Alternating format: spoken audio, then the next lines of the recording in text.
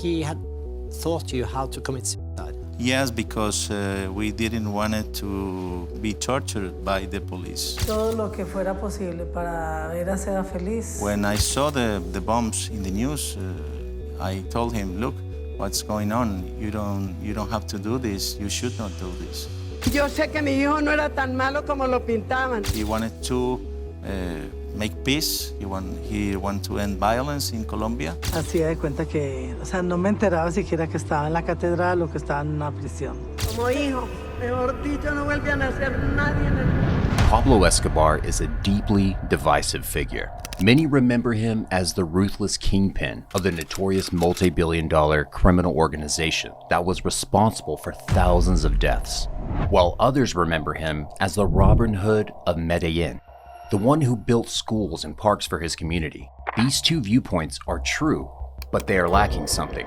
They don't really reveal the man that Pablo truly was. And that's because there are only a few people in this world who can tell you. Only those who are truly close to him can show you the true nature of Escobar that's missing from the pages of the Narcotic History.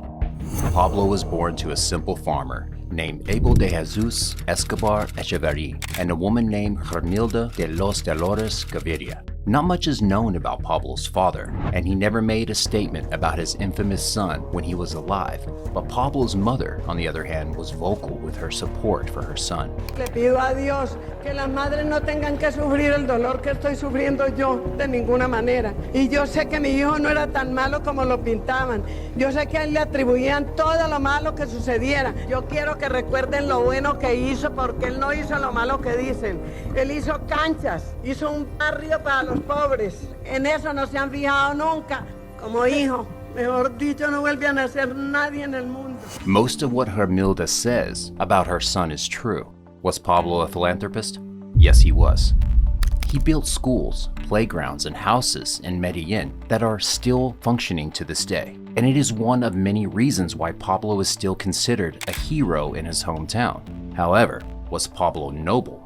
Was he the noblest of men, as his mother phrases it? Of course not. Pablo was a cold killer who infamously brought down a plane with 110 passengers on board because he wanted to kill one man. I don't know about you, but that negates any trace of nobility he may have had. However, it has also shown how blind Hermilda's support for her son was. She loved him unconditionally and remained in full support of him years after his death until she too passed away at the age of 89, 13 years after her son's demise. Now, what can we learn from his siblings? Pablo Escobar's parents had 7 kids, 4 sons and 3 daughters. Pablo was the third child, and of his 7 siblings, only 2 have spoken out since his death. And of those 2 who have spoken out, only 1 was neck deep in the trade with their sibling drug lord. That one sibling was Roberto Escobar. Like his brother, Roberto is a mixed bag. As Pablo's immediate older brother, he has spoken about events that preceded Escobar's reign of terror, events that date back to when he was just 5 years old and Pablo was 3. During an interview with a Greek reporter, he claimed that his family were victims of a political hate war, and in the beginning, they didn't even live in Medellin until their family was targeted by rebels. Fuimos víctimas de esa violencia. Llegó una de esas guerrillas a asesinar a mi padre porque era de un pueblo liberal, pero mi padre no era político. Roberto also says he remembers himself, his mother, his older sister Gloria, and Pablo were all scared because En ese momento nos destruyeron la puerta y nos la tiraron al suelo y nos iban a asesinar a todos. eventually it was the army that saved them and took them to Medellin, where they began to live very different lives. By the time Pablo got into the drug trade, Roberto became his main accountant and went by the nickname El Osisto, which translates to Little Bear. It's safe to say that Roberto has little to no remorse for the crimes he and his brother committed, because since Pablo's demise and after serving a 12-year jail term where he was targeted with a paper bomb, leaving him half blind and half deaf, Roberto has tried to profit off his brother's legacy. He also lived a full life in the years since, becoming a prize-winning cyclist, an accountant, horse trainer, and a writer of a book about his experience working with his brother.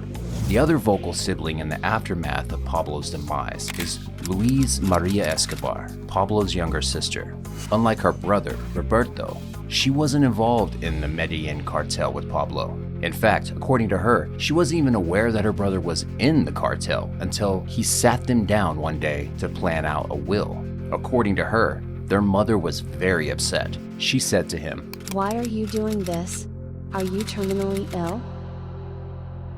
Whether you choose to believe her or not, Louise has had to carry the heavy burden of her brother's legacy. And in the years since, she has tried everything within her power to undo or atone for the deaths he caused.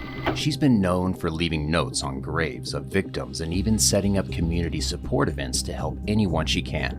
Also, she has refused to grant interviews and also refused to write a book about her brother.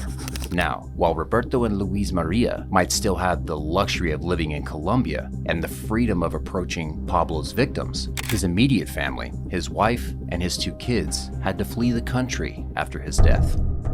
Pablo married Maria Victoria Henao when she was just 13, and before she was 20, she already had their first child, Juan Escobar. Did Maria love Pablo? According to her, she did. As crazy as it sounds, and to this day, she still calls him her one true love despite the countless atrocities he committed against the people of Colombia, and despite the fact that he took many mistresses, cheated on her.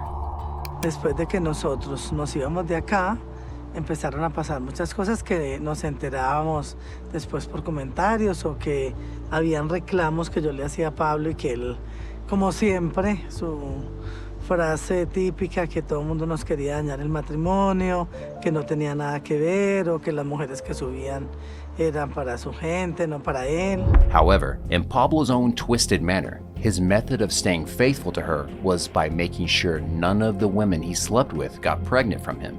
The moment they did, they either aborted the pregnancy or killed. This was the reality of Maria's love life, and yet it still doesn't paint the full picture of the kind of man he was to Maria. Because while Pablo might have been a monster to everyone else, he was a gentle giant to her. Yo tuve muchas noches de amor en este lugar. Teníamos un cuarto muy especial, había una chimenea que era muy romántica y a mí me encantaba el juego. Así que prendíamos la chimenea, nos tomábamos un champán, por ejemplo. Y bueno, en esos ratos hacía de cuenta que, o sea, no me enteraba siquiera que estaba en la catedral o que estaba en una prisión. Pablo went out of his way to make her life and the life of their children a dream, even when they were isolated in prison. However, Maria wasn't blind to the dark side of her husband. She was fully aware of the atrocities he committed, and even though she didn't have a hand in it, in the aftermath of her husband's demise, everyone wanted to punish her and her kids for it. Vivimos acá uno de los dolores más grandes de nuestras vidas, que fue la muerte de Pablo, mi esposo y el padre de mis hijos. ¿Te acuerdas de esto? ¿Te acuerdas de esto? Sí, me acuerdo con mucho dolor. Siento que teníamos como con mucha gente estrujándonos, con muchas armas, muchos fusiles, el ejército, la policía. Eventually, Maria fled her home country with her 2 children after being denied by Mozambique, Brazil, and Germany. She was eventually accepted into Argentina, where she changed her name from Maria Victoria Henao Vallejo to Maria Isabel Santos Caballero. She would live under the radar for years until 1999, when the Argentina authorities charged her and her son for money laundering. They were imprisoned without trial, but eventually released when it became clear that they were being used as pawns in a dubious political chess game against the drug trade. As you know, the official version of what happened is that Pablo Escobar was shot by the police while trying to escape. Well, we have more than one official version. If you ask the North Americans, they will tell you we were the ones who killed Pablo Escobar. And if you ask the Colombian police, they will tell you we were the ones. And So you we have your own opinion about this? I don't have opinion, I have proofs, I have evidence. It's different from opinions. There are only a handful of people living today who probably know Pablo more than Juan knew his father. Pablo Escobar adored his son. He was a loving, intentional father, but at the same time, he didn't hide his lifestyle from him. And you knew him as a very different person, and Well, not a murderer. I know both. I know both because he was my father, but also he was a bandit. And when I was 7 years old, he told me, look, I am a bandit, that's what I do for a living. This surreal approach to parenting was what made Pablo different from most parents. He wasn't afraid of showing Juan the ugly parts of the life around him, and at the same time, Pablo himself wasn't afraid of being vulnerable or acting like a child around his son. Conocer a Disney siempre es un sueño de cualquier ser humano.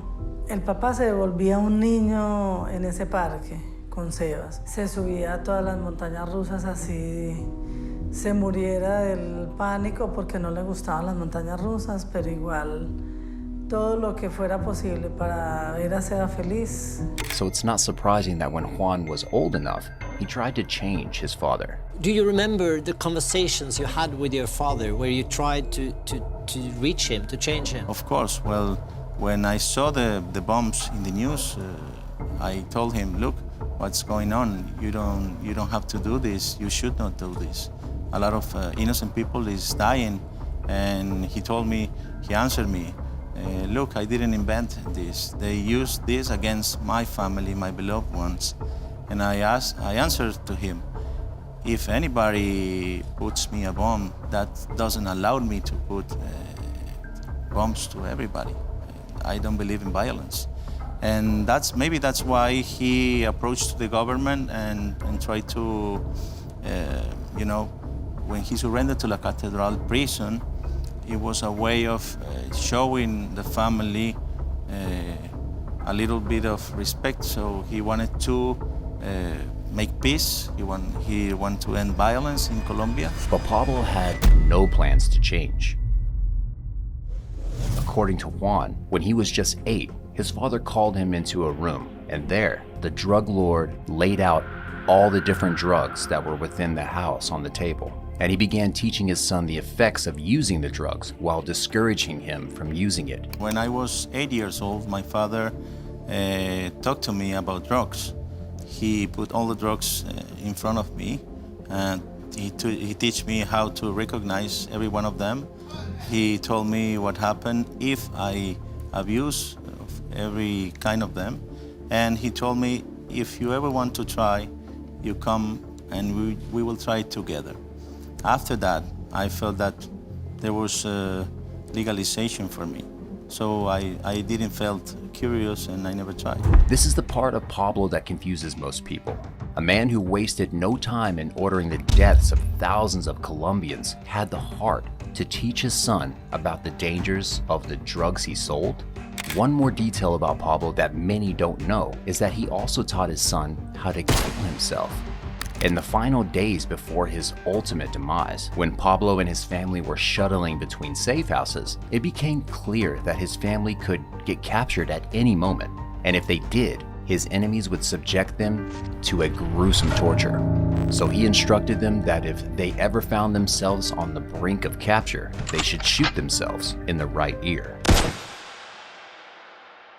He had taught you how to commit suicide. Yes, because we didn't want it to be tortured by the police.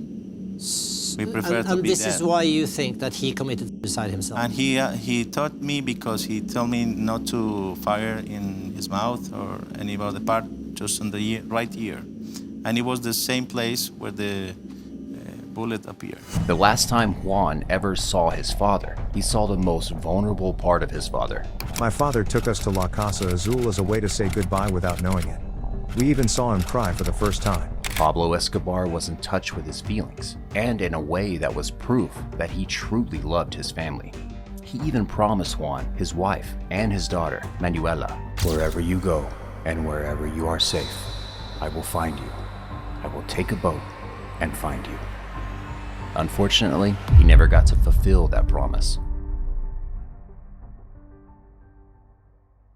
Compared to Juan, Pablo's daughter, Manuela, has kept a very low profile since her father's demise, refusing to grant interviews or even show her face. However, it's important we mention her because she's a living proof of her father's humanity and also the devastating effects of his legacy. While Pablo loved his son, he worshipped at the altar of his daughter. She could do no wrong. When she asked for a unicorn for her birthday, Pablo ordered his men to stitch wings to a pony.